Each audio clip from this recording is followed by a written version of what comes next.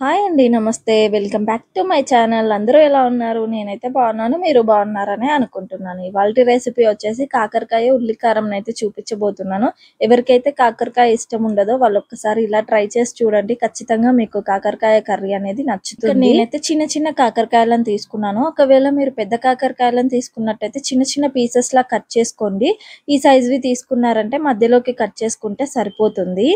First అయితే కాకరకాయకి 2 చివర్లా కూడా cut చేసుకొని తర్వాత ఇక్కడ పైన పొట్టు కనిపిస్తుంది కదా, మీకు ఇష్టం లేకపోతే పొట్టునంతా కూడా క్లీన్ చేసేసుకోండి. లేదు అంటే ఉంచేసుకోండి. షుగర్ పేషెంట్స్కి చేదు ఉంటేనే మంచిది కాకరకాయ. మొత్తం తీసేయకుండా పైన పైన మాత్రమే తీసేయండి. మీరు నా వీడియోస్ని ఫస్ట్ టైం చూస్తున్నట్టయితే తప్పకుండా ఛానల్ని సబ్స్క్రైబ్ చేసుకోండి. ఇలా నీట్గా క్లీన్ చేసుకున్న తర్వాతకి మధ్యలో ఒక కాట్ అయితే పెట్టుకోవాలి.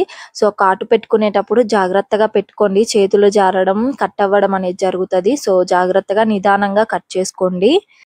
ఇలా మధ్యలోకి కట్ చేసుకున్న తర్వాత లోపల మనకి కాకరకాయ గింజలు అనేవి ఉంటాయి కదా, సో మనం ఉల్లికారం రెడీ చేసుకున్న తర్వాత లోపల పెట్టుకోవాల్సి ఉంటుంది. సో దానికోసం అయితే గింజలన్నిటిని కూడా తీసేసుకోవాలి. నీట్గా గింజలన్నీ తీసేసుకొని ఒక గిన్నెలోకి అయితే వేసుకోండి. సో ఈ గింజలను ఏంటంటే మనము యూజ్ చేసుకోవచ్చు కారం చేసుకునేటప్పుడు.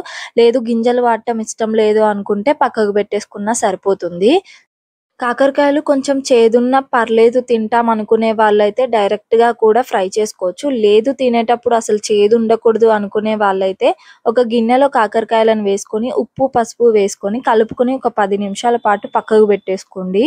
10 నిమిషాల తర్వాత చూసినట్టయితే కాకరకాయల నుంచి మొత్తం వాటర్ అంతా చేదంతా కూడా బయటికొచ్చేస్తుంది. సో దీన్నేంటంటే గట్టిగా పిండుకొని ఒక గిన్నెలోకి వేసేసుకోవాలి.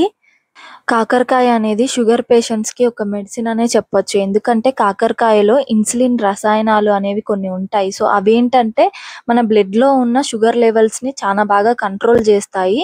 చూసారుగా ఈ విధంగా గిన్నెలోకి పెట్టేసుకుందాము. కాకరకాయలని ఒక 10 మినిట్స్ పక్కకు పెట్టినప్పుడే నేను ఆనియన్స్‌ని కూడా కట్ చేసి పక్కకు పెట్టేసుకున్నాను. స్టవ్ ఆన్ చేసుకొని ఒక గిన్నె పెట్టేసుకొని దాంట్లో కొంచెం ఆయిల్ అయితే వేసుకోండి. తర్వాత మనము ఏదైతే క్లీన్ చేసి పెట్టుకున్న కాకరకాయలు ఉన్నాయో వాటిని ఆయిల్‌లో వేసుకొని మంచిగా ఫ్రై చేసుకోండి.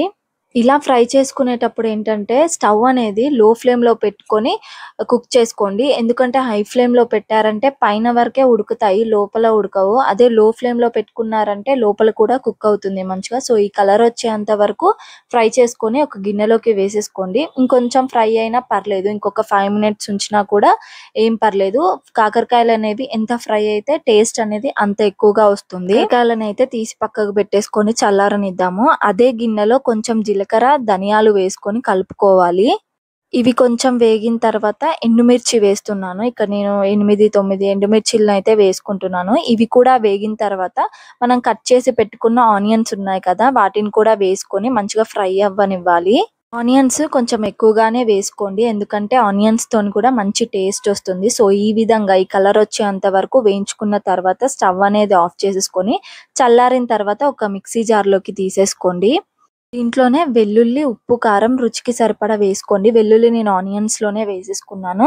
సో దీన్నైతే మెత్తటి పేస్ట్ లాగా పట్టి పక్కకు పెట్టేసుకోవాలి. గిన్నెలో కొద్దిగా ఆయిల్ వేసుకొని జీలకర్ర, ఆవాలు, శనగపప్పు, మినపప్పు వేసుకొని అవి మంచిగా వేగనివ్వాలి. కరివేపాకు ఉన్నట్టయితే అది కూడా వేసుకోండి. దానివల్ల ఇంకా మంచి టేస్ట్ అయితే వస్తుంది. ఇవన్నీ మంచిగా వేగిన తర్వాత మనం కట్ చేసి పెట్టుకున్న కాకరకాయల్లో ఉల్లి కారాన్ని అయితే ఫిల్ చేసుకొని ఒక్కొక్కటిగా ఆయిల్‌లోకి అయితే వేసుకోవాలి. ఇలా అన్ని ఆయిల్‌లోకి వేసుకున్న తర్వాత ఉల్లికారం ఏదైతే మిగిలిపోయింది ఉంటుందో దాన్ని కూడా ఇందులోకే వేసేసుకొని కలుపుకోవాలి. ప్రాసెస్ అంతా కూడా లో ఫ్లేమ్‌లో పెట్టి చేసుకోండి. హై ఫ్లేమ్‌లో పెట్టారంటే మొత్తం మాడిపోతుంది. లో ఫ్లేమ్‌లో పెట్టారంటే నిదానంగా ఉడుకుతుంది. సో పచ్చి వాసన మొత్తం కూడా పోతుంది. కలుపుకునేటప్పుడు కూడా స్పీడ్‌గా కాకుండా స్లోగా కలుపుకోండి. అలాగే ఒక మూత పెట్టేసుకొని ఒక 5-10 మినిట్స్ పాటు మంచిగా ఫ్రై చేసుకోవాలి. కలర్ అనేది చేంజ్ అవుతుంది. చూసారుగా కొంచెం కలర్ చేంజ్ అయింది. ఇంకొక 5 మినిట్స్ మనం ఫ్రై చేసుకున్నామంటే రెడీ అయిపోయినట్టే. కొంచెం ఎక్కువ ఫ్రై కావాలి అనుకునే వాళ్ళైతే ఇంకొక 5 మినిట్స్ కూడా ఫ్రై చేసేసుకోవచ్చు.